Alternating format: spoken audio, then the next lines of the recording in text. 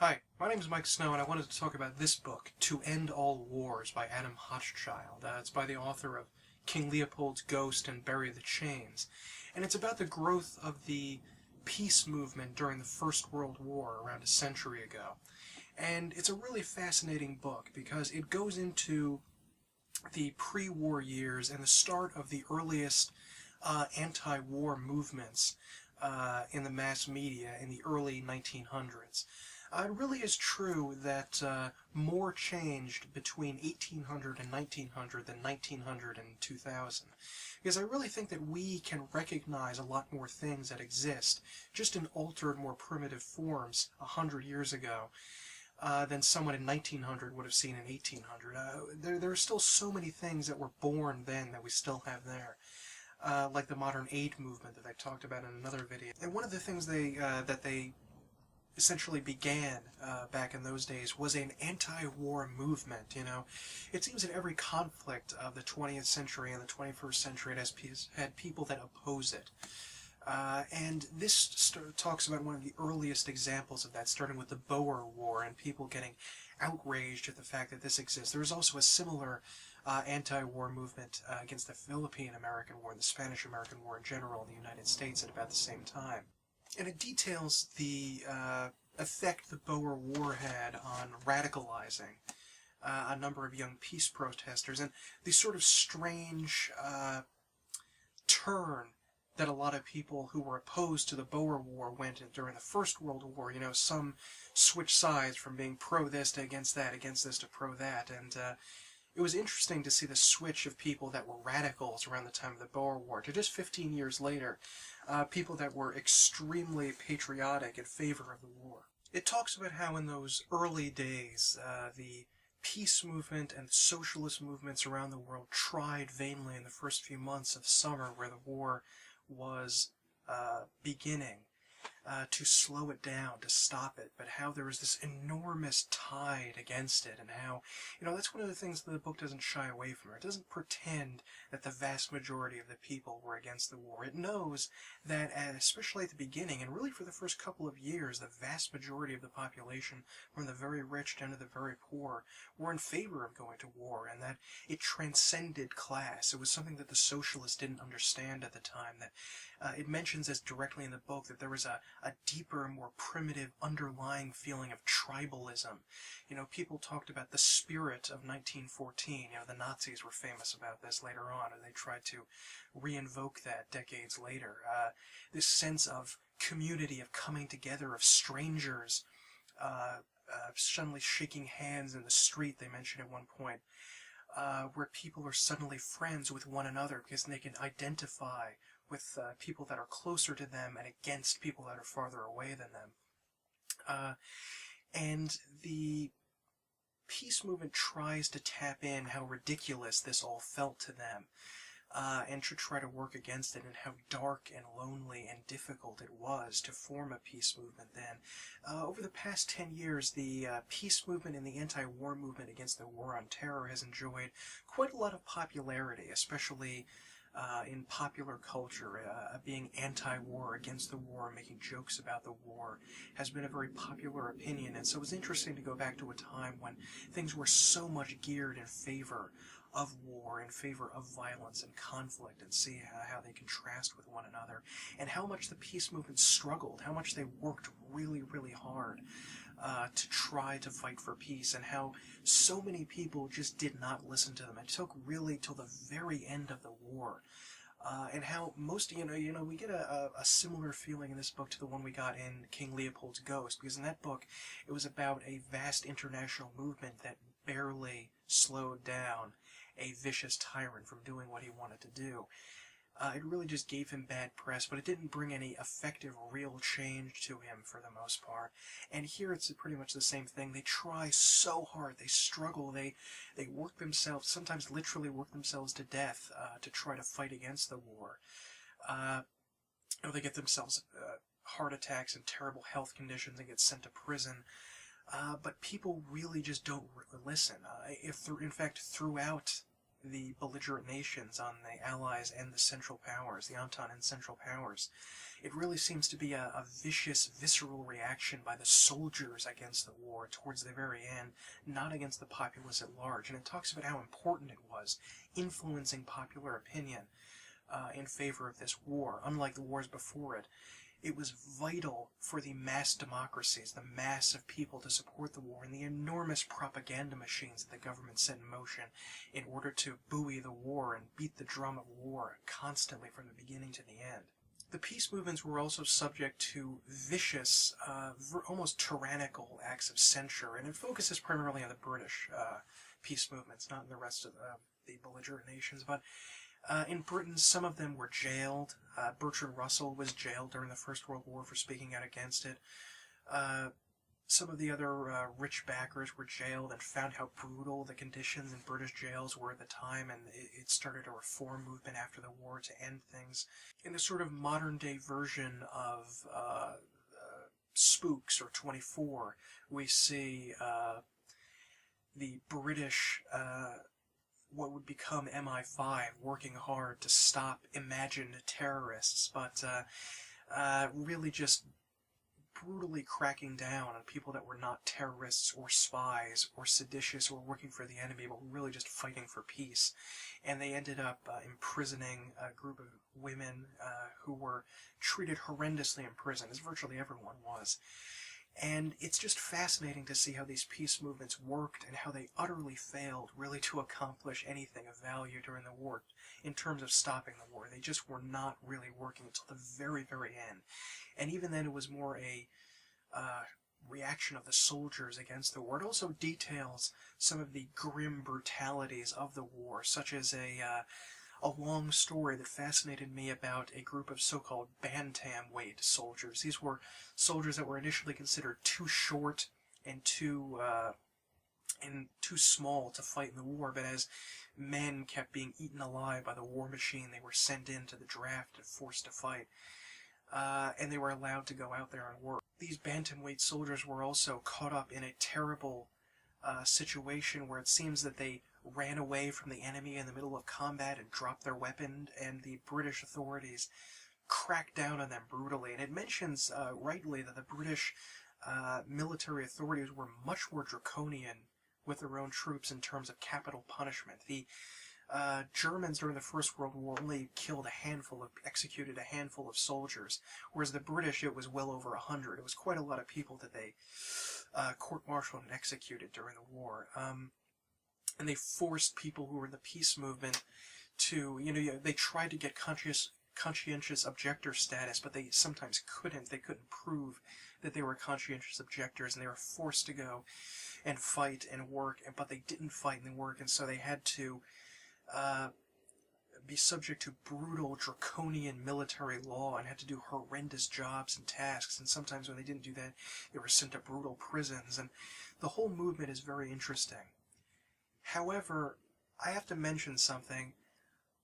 I can't really say that in the end I was as fascinated with this book as I wanted to be, because I forget who said it, but I think it was either Truffaut or Godard, one of the French New Wave directors, but he said that it's impossible to make an anti-war movie because you get wrapped up and excited in the war, and you're going to end up favoring one side or the other. And that really happened. Occasionally Hochschild will mention bits about the actual fighting in the war, and that fascinated me much more than the discussion of the peace movement. The peace movement sections, eventually on subsequent readings, when I went back to reread it, were very boring to me compared to reading about the actual tactics of the soldiers here and there, and how the first tanks were used in chemical warfare. And there are these wonderful passages where he gives you the background and gives you the setting of the war that's being fought, and those were sadly much more interesting to me than the peace movements. I was much more interested in hearing about what the soldiers were slogging in the trenches. And it is interesting, and Hochschild, it's pretty clear that he does not feel that the war was worth fighting.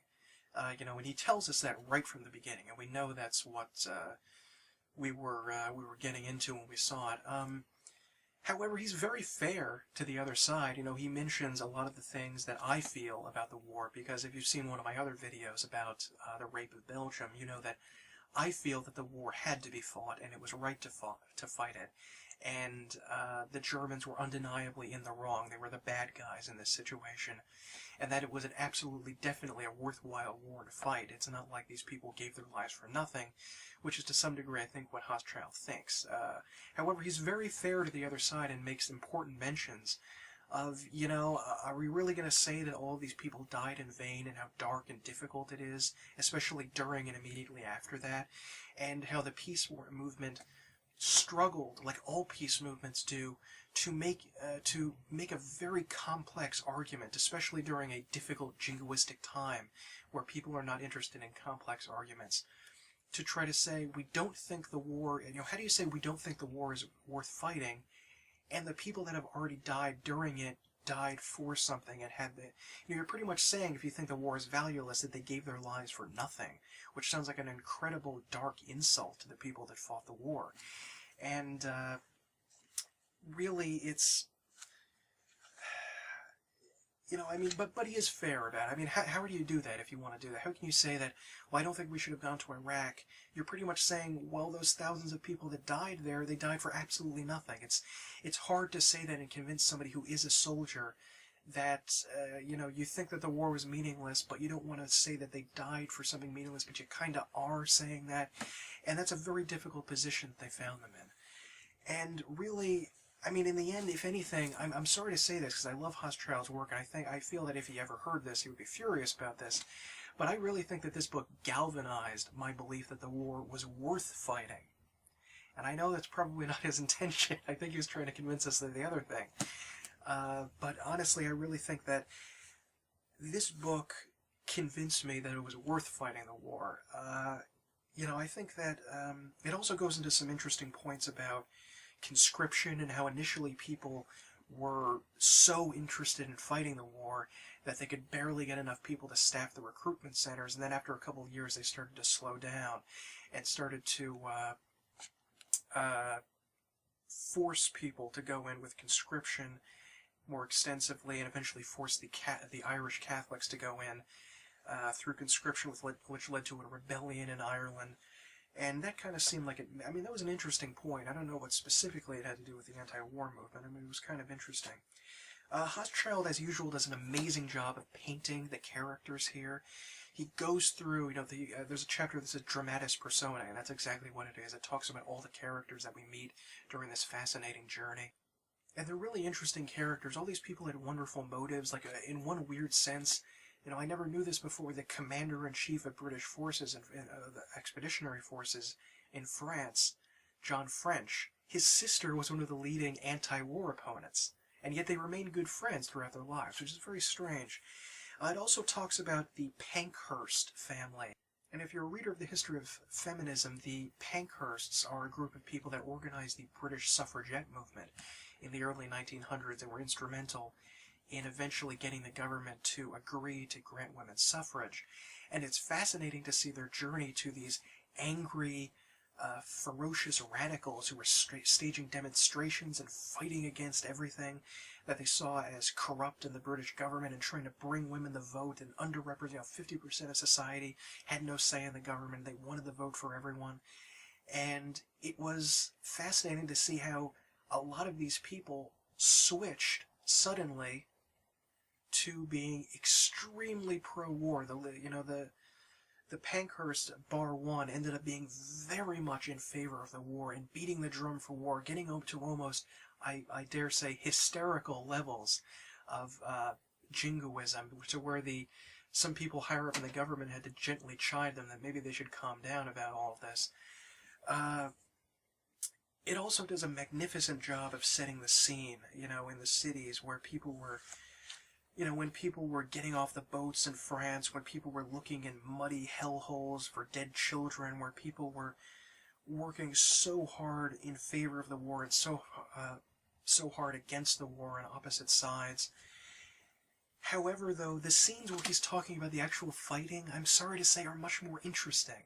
It's much more interesting there's this fascinating part of a military mission that the British and French sent to the Russians on the eve of the Russian Revolution, and it is fascinating. The Russians actually tell them, the British are talking to a bunch of Russian officers, and they say, we have a shortage of wire cutters for people going through barbed wire in the trenches. And the Russians are astonished. They're astonished because they actually say, you get wire cutters when you're sent up against the barbed wire? Our officers just send us out there and we have to tear it apart with our hands. Yeah, I want to read more of that story, to be honest. I want to know where he got... I'm sure it's somewhere in the bibliography here. I want to know where he got that story. That's fascinating. Less so than the sort of misery of the anti-war movement here. All in all, I think this is a fascinating book for the most part. Some parts of it do drag and are not really worth rereading, unlike his other two books, which are worth reading again and again. And I am more interested in the flashy, violent aspects of the war, as Godard or Truffaut, whichever one of them said. It's impossible to make an anti-war book because you get wrapped up in the excitement of the war. Being so interested in military history as I am, it's difficult to read a book about the pacifist movement during the First World War. I think it actually would have been much more interesting and much more exciting for him to make a book about the peace movements during the lead up to the Second World War, because that war is universally acknowledged as being worthwhile. So it seems to me to be more interesting to look at these peace movements of people that were fighting against going to war, but then it turned out later that would have been a horrible mistake. That would have been more interesting because it's much more morally divisive. The peace movement doesn't like to mention that there were peaceniks, there were peace activists for the Second World War, which later turned out to be worthwhile. They tended admittedly to be right about virtually every other war afterwards during the Cold War, but still, they were wrong about that one. I think that would have been a little more interesting. It's sort of it's a soft target to go against the First World War, this universally hated conflict now that the left, and now to some degree the right, is fighting against. But at the end of the day, this is a good book. This is a worthwhile book. I think you should check it out. It's well written. It's worth reading a couple of times, even though it tends to drag, unlike his other stuff. I really, really enjoy this book. It's fantastic. You should take a look at it.